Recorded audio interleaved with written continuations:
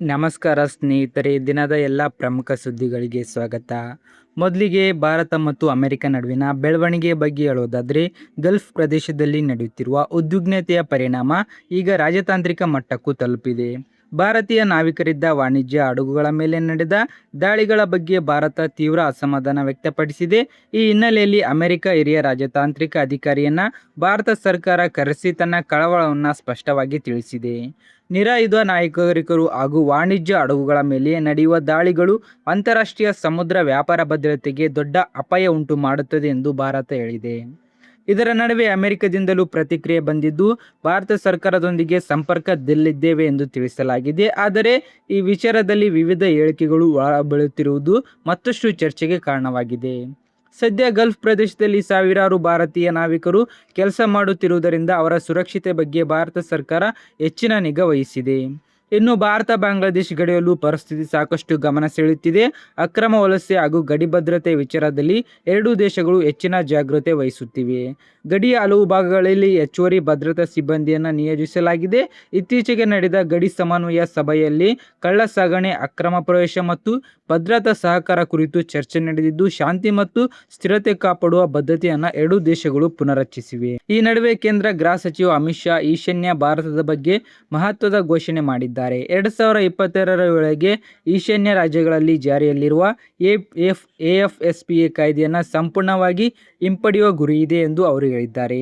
ಕಳೆದ ಕೆಲವು ವರ್ಷಗಳಲ್ಲಿ ಈಶಾನ್ಯ ಭಾಗದಲ್ಲಿ ಶಾಂತಿ ಮತ್ತು ಅಭಿವೃದ್ಧಿ ಹೆಚ್ಚಾಗಿರುವುದು ಈ ನಿರ್ಧಾರಕ್ಕೆ ಕಾರಣ ಎಂದು ತಿಳಿಸಲಾಗಿದೆ.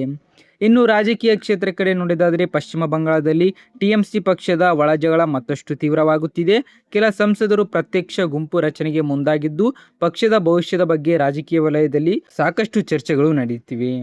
ಮುಂದಿನ ದಿನಗಳಲ್ಲಿ ಈ ವಿಚಾರ ಚುನಾವಣಾ ಆಯೋಗ ಮತ್ತು ನ್ಯಾಯಾಲಯದ ಮೆಟ್ಟಿಲೇರಬಹುದು ಎನ್ನಲಾಗುತ್ತಿದೆ. ರಾಜ್ಯದ ಸುದ್ದಿಯ ಕಡೆ ಬರೋದಾದರೆ, ಸಿಎಂ ಡಿಕೆ ಶಿವಕುಮಾರ್ ದೆಹಲಿಯಲ್ಲಿ ರಾಷ್ಟ್ರಪತಿ ದ್ರೌಪದಿ ಮುರ್ಮು ಅವರು ಹಾಗೂ ಕೇಂದ್ರ ಸಚಿವರೊಂದಿಗೆ ಹಲವು ಮಹತ್ವದ ಸಭೆಗಳನ್ನು ನಡೆಸಿದ್ದಾರೆ. ಮೇಕೆದಾಟು, ಮಹದಾಯಿ ಸೇರಿದಂತೆ ಪ್ರಮುಖ ನೀರಾವರಿ ಯೋಜನೆಗಳಿಗೆ ಅನುಮೋದನೆ ಮತ್ತು ಅನುದಾನ ನೀಡುವಂತೆ ಮನವಿ ಮಾಡಿದ್ದಾರೆ. ಇನ್ನೊಂದೆಡೆ ತಮಿಳುನಾಡು ಮುಖ್ಯಮಂತ್ರಿ ಜೋಸೆಫ್ ವಿಜಯ್ ಉಡುಪಿ ಜಿಲ್ಲೆಯ ಪ್ರಸಿದ್ಧ ಕೊಲ್ಲೂರು ಮೂಕಾಂಬಿಕಾ ದೇವಸ್ಥಾನಕ್ಕೆ ಭೇಟಿ ನೀಡಿ ವಿಶೇಷ ಪೂಜೆ ಸಲ್ಲಿಸಿದ್ದಾರೆ. ದೇವಿಗೆ ಬೆಳ್ಳಿ ಕಡಗವನ್ನು ಅರ್ಪಿಸಿರುವುದು ಭಕ್ತರ ಗಮನ ಸೆಳೆದಿದೆ. ಆರೋಗ್ಯ ಕ್ಷೇತ್ರದ ಸುದ್ದಿ ಕಡೆ ನೋಡಿದರೆ, ಕೇರಳದಲ್ಲಿ ಆತಂಕ ಸೃಷ್ಟಿಸಿರುವ ಶಿಗೆಲ್ಲಾ ಸೋಂಕಿನ ಹಿನ್ನೆಲೆ ಕರ್ನಾಟಕ ಸರ್ಕಾರ ಹೈ ಅಲರ್ಟ್ ಘೋಷಿಸಿದೆ. ಗಡಿ ಜಿಲ್ಲೆಗಳಲ್ಲಿ ಆರೋಗ್ಯ ತಪಾಸಣೆ ಹೆಚ್ಚಿಸಲಾಗಿದ್ದು, ಮುನ್ನೆಚ್ಚರಿಕೆ ಕ್ರಮಗಳನ್ನು ಕಟ್ಟುನಿಟ್ಟಾಗಿ ಜಾರಿಗೆ ತರಲಾಗಿದೆ. ಅಲ್ಲದೆ ಕೇರಳದಲ್ಲಿ ನಿಪಾ ವೈರಸ್ ಪ್ರಕರಣವು ದೃಢಪಟ್ಟಿರುವ ಕಾರಣ ಆರೋಗ್ಯ ಇಲಾಖೆ ಪರಿಸ್ಥಿತಿಯನ್ನು ನಿಕಟವಾಗಿ ಗಮನಿಸುತ್ತಿದೆ. ಇನ್ನು ಷೇರುಪೇಟೆ ವಿಚಾರಕ್ಕೆ ಬಂದರೆ, ಇಂದು ಭಾರತೀಯ ಮಾರುಕಟ್ಟೆ ಭರ್ಜರಿ ಏರಿಕೆ ಕಂಡು ಬಂದಿದೆ. ಸೆನ್ಸೆಕ್ಸ್ ಮತ್ತು ನಿಫ್ಟಿ ಎರಡೂ ಸೂಚ್ಯಂಕಗಳು ಉತ್ತಮ ಲಾಭದೊಂದಿಗೆ ಮುಕ್ತಾಯಗೊಂಡಿವೆ. ಜಾಗತಿಕ ಮಟ್ಟದಲ್ಲಿ ಉದ್ವಿಗ್ನತೆ ಕಡಿಮೆಯಾಗುವ ನಿರೀಕ್ಷೆ ಹಾಗೂ ಕಚ್ಚಾ ತೈಲ ಬೆಲೆ ಇಳಿಕೆ ಕಂಡುಬರುತ್ತಿರುವುದು ಮಾರುಕಟ್ಟೆಗೆ ಬೆಂಬಲ ನೀಡಿದೆ. ಹೂಡಿಕೆದಾರರು ಲಕ್ಷಾಂತರ ಕೋಟಿ ರೂಪಾಯಿ ಸಂಪತ್ತನ್ನು ಒಂದೇ ದಿನದಲ್ಲಿ ಗಳಿಸಿದ್ದಾರೆ. ಇನ್ನು ಚಿನ್ನ ಮತ್ತು ಬೆಳ್ಳಿ ಬೆಲೆಯಲ್ಲೂ ಏರಿಕೆ ಕಂಡು ಬಂದಿದೆ. ಅಂತಾರಾಷ್ಟ್ರೀಯ ಮಾರುಕಟ್ಟೆಯ ಬೆಳವಣಿಗೆಯ ಪರಿಣಾಮ ವಿದೇಶಿಯ ಮಾರುಕಟ್ಟೆ ಮೇಲೂ ಬಿದ್ದಿದೆ. ಹೀಗಾಗಿ ಆಭರಣ ಖರೀದಿಸಲು ಯೋಜನೆ ಮಾಡಿಕೊಂಡಿರುವವರು ಇತ್ತೀಚಿನ ದರಗಳನ್ನು ಗಮನಿಸುವುದು ಒಳ್ಳೆಯದು. ಸೊ ಫ್ರೆಂಡ್ಸ್, ಇದಾಗಿತ್ತು ಇವತ್ತಿನ ನ್ಯೂಸ್. ವಿಡಿಯೋ ಇಷ್ಟ ಲೈಕ್ ಮಾಡಿ, ನಮ್ಮ ಚಾನಲ್ ಸಬ್ಸ್ಕ್ರೈಬ್ ಮಾಡಿ.